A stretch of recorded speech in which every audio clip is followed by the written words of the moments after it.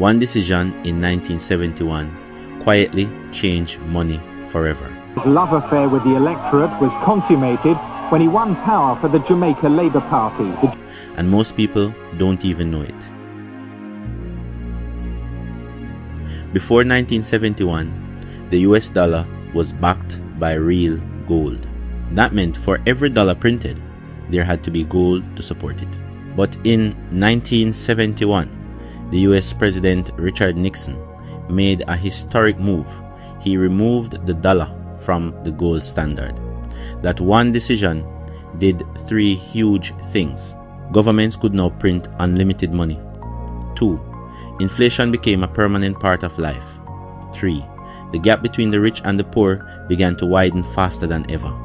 Since then, money has been backed by trust, not gold. And every time more money is printed, prices quietly rise, while wages struggle to keep up. That's why your grandparents could buy land cheap, and today the same land costs millions. The money system changed, but most people never got the memo.